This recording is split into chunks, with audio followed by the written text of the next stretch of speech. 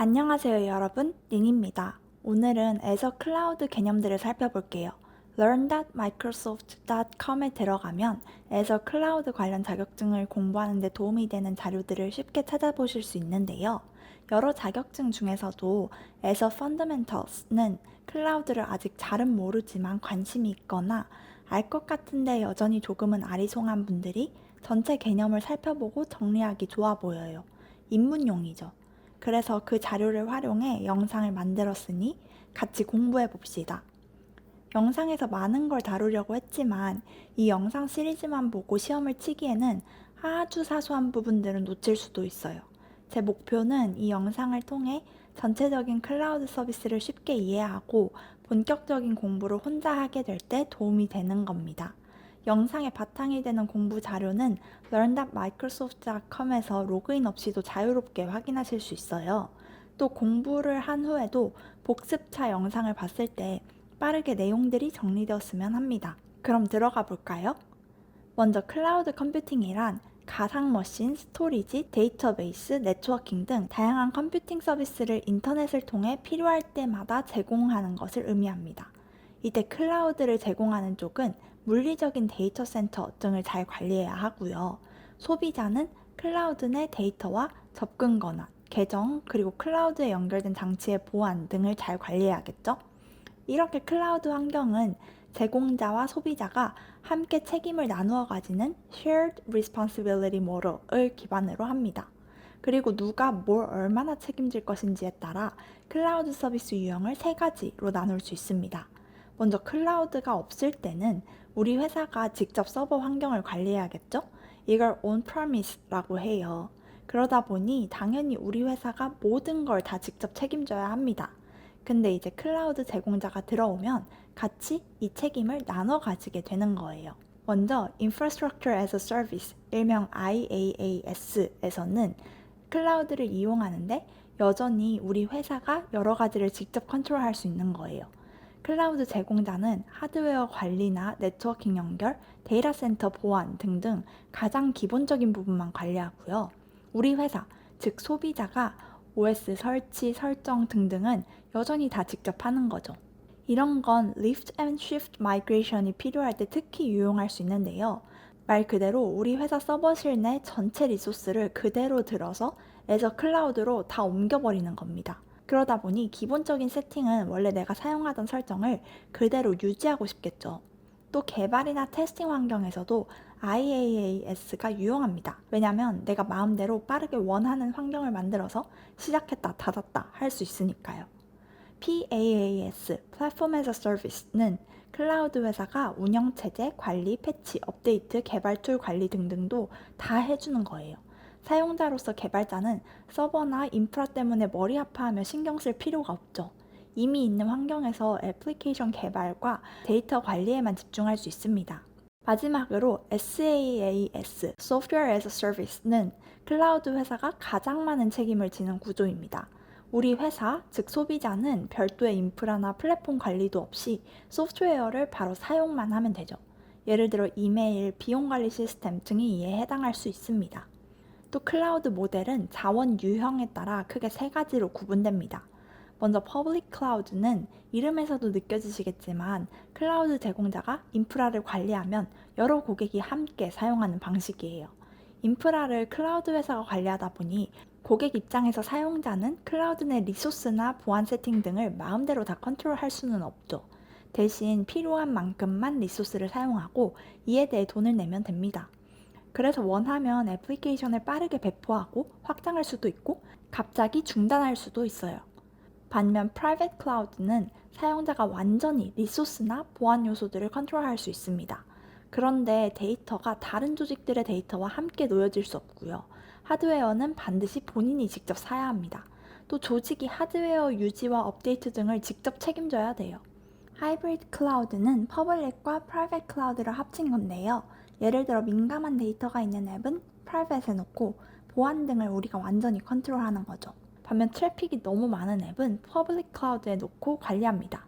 그러니 훨씬 유연하죠. 이 외에도 멀티 클라우드라는 것도 있는데요. 여러 회사의 퍼블릭 클라우드를 한 번에 사용하는 거예요. 예를 들어 우리 회사에서 Azure도 쓰고 AWS도 쓰고 GCP도 쓰는 거죠. 이때 Azure Arc가 여러 클라우드에서 일어나는 일을 한 번에 관리하는 걸 도와줍니다. 이건 나중에 더 자세히 살펴볼 거예요. 그래서 이 클라우드를 사용할 때 비용은 어떻게 되는 걸까요? 사실 앞에서 살짝 나왔는데요. 조금 더 제대로 볼게요. 보통 IT 비용에는 CapEx와 OpEx 두 가지가 있어요. Capital Expenditure는 서버나 장비를 미리 구매하면서 초기 비용을 한 번에 지불하는 방식이에요. 근데 클라우드는 Operational Expenditure 방식을 따릅니다. 초기 설비 투자 없이 본인이 딱 사용하는 리소스만큼만 돈을 내기 때문이죠. 만약 더 필요해서 더 사용하면 비용이 더 나올 거고, 안 필요해서 덜 사용하면 그만큼 비용도 줄어듭니다. 클라우드 사용의 장점도 알아볼게요. 먼저 리소스가 거의 항상 사용 가능하다는 거예요. Azure SLA에 정확히 이 서비스가 얼마나 보장되는지 써 있는데요. 여기서 잠깐, SLA란 서비스 제공자가 사용자에게 보장하는 서비스 수준입니다. 일종의 약속, 계약이죠. 아무튼 여기에 100%라고 써 있으면 진짜 무조건 항상 가능하다는 거고요. 99.9%는 일주일에 10분 정도, 한 달에 43.2분 정도 이용이 안 될 수도 있다라는 의미입니다. 99%는 일주일에 1.68시간 정도, 한 달에 7.2시간 정도 이용이 안 될 수도 있는데 생각보단 99.9%가 차이가 좀 나는 것 같죠? 두 번째 장점은 확장성입니다. 필요에 따라 리소스 사용량을 늘리거나 줄일 수 있잖아요. 예를 들어 제가 웹사이트를 하나 만들었는데 주말마다 방문자가 엄청 몰려요. 그러면 이때 리소스를 더 써서 이걸 감당할 수 있게 하고 평일에는 좀 덜 써서 비용을 아낄 수 있죠. 스케일링은 두 가지 방법을 통해 가능한데요. Vertical Scaling은 내가 이미 가지고 있는 가상 머신의 CPU나 메모리 성능을 높여서 더 강력하게 만들어주는 거고요. Horizontal Scaling은 이미 가지고 있는 가상 머신에 다른 가상 머신들을 더 붙이거나 떼서 현재 니즈에 따라 감당하게 만드는 거예요. 세 번째 장점은 신뢰성입니다. 애저는 전 세계 여러 지역의 서비스가 분산되어 있기 때문에 어떤 한 곳에서 장애가 발생한다 하더라도 다른 곳에서 바로 커버칠 수 있어요. 이 부분은 이따가 좀 더 자세히 알아볼게요. 네 번째는 예측 가능성입니다. 성능과 비용을 모두 예측할 수 있죠. 특히 비용은 실시간으로 확인할 수 있는 대시보드도 따로 있어요. 여기서 과거 사용 패턴도 확인하며 어느 때의 리소스가 더 혹은 덜 필요하겠다를 고려해 앞으로를 계획하기도 좋겠죠. 마지막으로 관리와 보안 측면인데요. 어떤 리소스가 우리 회사 정책이나 규정을 어기면 알림을 주고 이걸 어떻게 해결할 수 있는지 간단한 방법도 제시해 줍니다. 또 앞에서 말했듯 클라우드는 공동 책임 모델을 따르는데 만약 보안 관련해서 내가 다 컨트롤하고 싶다면 IaaS 방법을 사용하면 되고 이런 건 알아서 자동으로 클라우드 회사가 좀 해줬으면 좋겠다 하면 PaaS나 SaaS를 사용하면 되겠죠. 아무튼 정리해보면 클라우드를 활용했을 때 우리 고객은 필요에 따라 리소스를 자동으로 확장하거나 축소하면서 사용할 수 있고 이미 있는 템플릿을 사용해 리소스를 쉽고 빠르게 배포할 수도 있고 현재 리소스 상태를 모니터링하다가 문제가 생기면 알림을 받을 수도 있습니다. 클라우드에서 자동 복구 기능이 제공되기도 하니 정말 여러 측면에서 유용하죠. 그리고 이런 클라우드 리소스들은 Azure 포털이나 Azure CLI, PowerShell API 등을 통해 관리할 수 있습니다. portal.azure.com에 로그인하면 포털이 열리는데 여기서 리소스를 생성하고 실습도 하실 수 있어요. 다만 실습 후에는 반드시 생성한 리소스를 삭제해야 합니다. 아니면 어느 날 예상치 못한 비용이 날아올 수도 있거든요. 또 azure.microsoft.com/free 링크를 통해 첫 30일 동안 무료로 사용할 수 있는 크레딧 $200를 받을 수 있습니다. azure.microsoft.com/free 하고 /students까지 하면 학생용 무료 버전이 나오는데요. 첫 12개월 동안 무료로 사용할 수 있는 크레딧 $100를 받습니다. 그냥 프리 버전보다 사용할 수 있는 기간이 훨씬 길죠? 이 외에도 여러 혜택이 있으니 궁금하시면 읽어보시면 좋아요. 아무튼 포털에서는 UI를 통해 아이콘을 클릭해서 리소스를 만들거나 없애거나 관리할 수 있지만 오른쪽 상단 클라우드 쉘 아이콘을 클릭해서 Azure CLI 혹은 PowerShell로 같은 작업을 할 수도 있습니다. 선호도에 따라 Switch to Bash나 Switch to PowerShell 버튼 클릭해서 사용하면 돼요. 이 두 개 다 생소하지만 CLI 기능을 여전히 쓰고 싶다면 Interactive 모드를 쓰면 되는데요. Bash 환경에서 AZ Interactive라고 치면 시작됩니다. 이 모드에서는 우리가 흔히 사용하는 IDE 환경처럼 글자 치면 해당 글자로 시작하는 명령어 추천도 뜨고 사용법 예시도 나오고 탭 누르면 자동 완성도 돼요. 그래서 제가 훨씬 빨리빨리 뭐라고 쓸지 알아차릴 수 있는 거죠. 아무튼 인터랙티브 모드는 이미 애서 전용 환경이기 때문에 애서 리소스 관련 명령어를 칠 때 앞에 AC를 붙이지 않아도 잘 작동하기도 합니다. 이 모드에서 빠져나오려면 그냥 exit을 입력하면 돼요. 애서 인프라스트럭처의 경우 Physical Infrastructure과 Management Infrastructure로 나눠서 각각 살펴봐야 하는데요. 먼저 Physical Infrastructure에서는 Regions, Availability Zones, Region Pairs, Sovereign Regions를 알아볼 거예요. Region은 말 그대로 애서 데이터 센터가 위치한 지리적 영역입니다. 내가 리소스를 어느 지역에서 만들어다 쓸까 정하는 겁니다. 현재 내가 있는 곳이랑 가까운 곳에서 써야 지연 시간이 줄어들겠죠. 사용자와 리소스 간 물리적 거리가 멀면 데이터가 이동해야 하는 경로가 길어지고 그만큼 응답 시간이 늘어날 거니까요.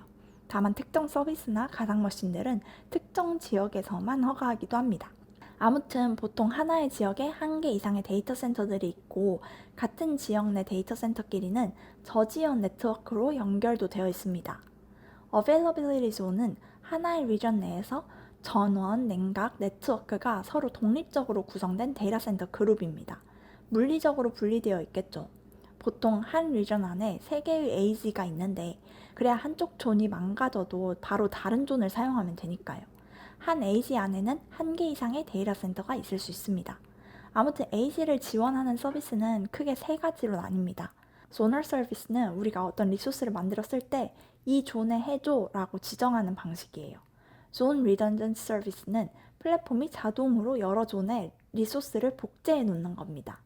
마지막으로 Non-Regional Service는 특정 리전이나 존에 종속되지 않고 애서 전체에서 제공되는 서비스예요. 그래서 AZ 전체 장애나 리전 전체 장애에도 영향을 받지 않죠. 한 가지 기억할 점은 모든 리전에 반드시 AZ가 있는 건 아닙니다. 없을 수도 있어요. 리전 페어는 거의 모든 애서 리전이 같은 지리적 범위 내 최소 300마일보다 떨어진 곳에 본인을 도와줄 짝꿍을 가지고 있다는 걸 의미해요. 만약 한쪽이 자연재해 등으로 망가진다면 다른 쪽에서 해당 지역 데이터 복제와 복원에 도움을 주죠. 예를 들어 웨스트 US와 이스트 US가 서로를 보완하고요. 동아시아와 동남아가 서로를 보완합니다. 다만 무조건 자동으로 제공되는 건 아니고 고객이 설정해야 합니다. 그리고 대부분은 앞에서 말씀드린 듯 서로가 서로를 보완하지만 일방적인 관계인 지역들도 있습니다. 예를 들어 웨스트 인디아가 망가지면 사우스 인디아가 감당하지만 사우스 인디아가 망가지면 센트럴 인디아가 감당하거든요.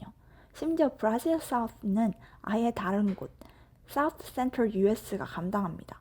그렇다고 사우스 센트럴 US가 망가졌을 때 브라질 사우스가 감당하진 않아요. 마지막으로 Sovereign Region은 특정 국가나 정부의 규제 요건을 충족하기 위해 물리적, 논리적으로 분리해 놓은 애서 환경입니다. 예를 들어 US DOD Central, US Gulf Virginia, US Gulf Iowa는 정부와 관련이 있으니 보안을 위해 따로 떼어놓은 지역이고요. 차이나 이스트와 차이나 노스도 마이크로소프트와 특별한 파트너십을 맺어서 이런 식으로 사용하고 있습니다. 애서에서 따로 데이터 센터를 직접 관리하지 않는다고 해요. 이번엔 Management Infrastructure를 살펴볼게요. 여기엔 Resource, Resource Group, Subscription, Management Group이 있어요. 리소스는 이미 앞에서도 제가 계속 사용한 단어죠. 그냥 여러분이 애서에서 만들고 배포하고 사용하는 모든 서비스를 말해요. 예를 들어 가상머신, 가상네트워크, 데이터베이스 등이 있겠죠? 리소스 그룹은 이 리소스들을 논리적으로 묶는 단위예요. 하나의 리소스는 반드시 하나의 리소스 그룹에 속해야 합니다. 그리고 리소스 그룹의 권한이나 정책을 설정하면 이 그룹 내 모든 리소스들도 같은 적용을 받아요. 다만 리소스 그룹끼리는 서로가 서로를 포함할 수 없습니다. 즉, 리소스 그룹 A 안에 리소스 그룹 B를 넣는다거나 할 수 없는 거죠. Subscription은 목적에 따라 리소스 그룹을 묶는 단위라고 생각하면 돼요.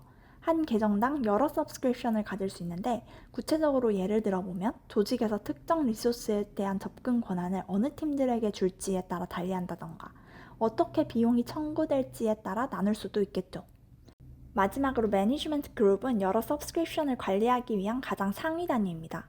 한 매니지먼트 그룹 안에 여러 개의 subscription이 있을 수도 있고요. 이때 매니지먼트 그룹에 설정한 정책이나 접근 권한 등은 그 아래에 속한 모든 서브스크립션, 리소스 그룹, 리소스에 상속됩니다. 이렇게 상속된 정책이나 권한을 하위 단위인 서브스크립션 오너나 리소스에서 바꿀 수 없어요. 또 매니지먼트 그룹은 서로 계층 구조를 가질 수도 있는데 루트 노드랑 서브스크립션 빼고 최대 6단계까지 뻗어나갈 수 있대요. 이때 각 매니지먼트 그룹과 서브스크립션은 한 개의 부모 노드만 가질 수 있습니다. 또 하나의 디렉토리에서는 최대 10,000개의 매니지먼트 그룹을 생성할 수 있다고 해요.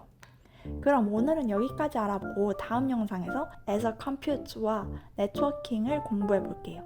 이해가 잘 되셨나요? 그럼 끝! 지금까지 시청해주셔서 감사합니다.